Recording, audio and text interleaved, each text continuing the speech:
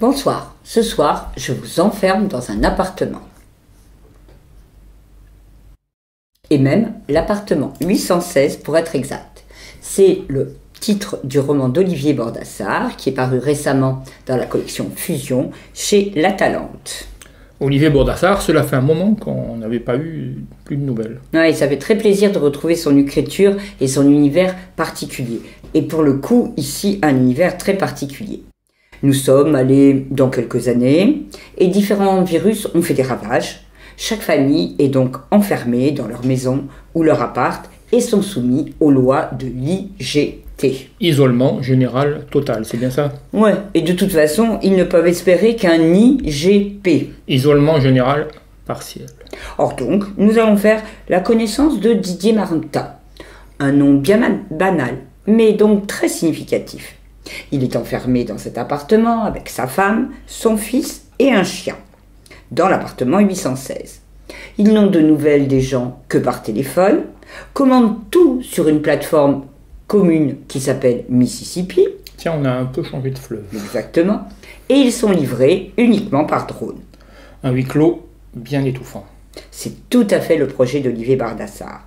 Nous enfermer avec ce personnage peu sympathique qui raconte ses journées monotones dans ce journal que nous découvrons, mais qui va être aussi écrit sur toutes les surfaces possibles de la maison. Murs, plafonds, meubles, l'appartement livre en quelque sorte. Et la mère et l'ado dont tu parlais? Silence total, assourdissant. Enfermés dans leur chambre, semble-t-il.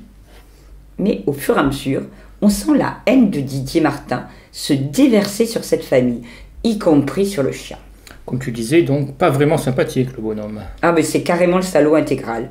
Veule, détestant les jeunes, adoubant le pouvoir autoritaire, pour ne pas dire dictatorial, assez facile en ces temps de pandémie. Allant jusqu'à souhaiter et appeler de ses voeux la délation. Exemple, lorsqu'il voit par la fenêtre un jeune qui brave l'interdiction de sortir et qui se fait interpeller, voici sa réaction.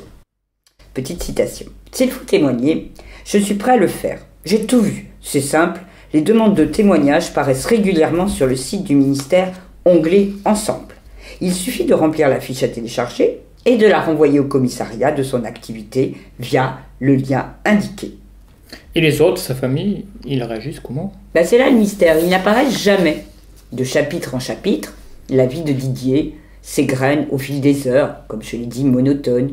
Il commence la matinée par son petit café, nous fait partager ce repas, toujours la même chose, et il se couche toujours de bonne heure. Longtemps je me suis couché de bonne heure. C'est un brin répétitif, comme vie. Cela pourrait, et le lecteur s'installe dans cet environnement délétère, à l'ennui mortel, sauf que commencent sournoisement de petits indices, un mot, un morceau de phrase, qui inquiète, qui terrifie. Et tu me le dis pourquoi? Non, je ne vais pas te le dire. Et je ne vais pas le dire non plus à nos auditeurs. Parce qu'il faut lire ce court roman à l'écriture froide, chirurgicale, méthodique, à l'aune de l'esprit du narrateur.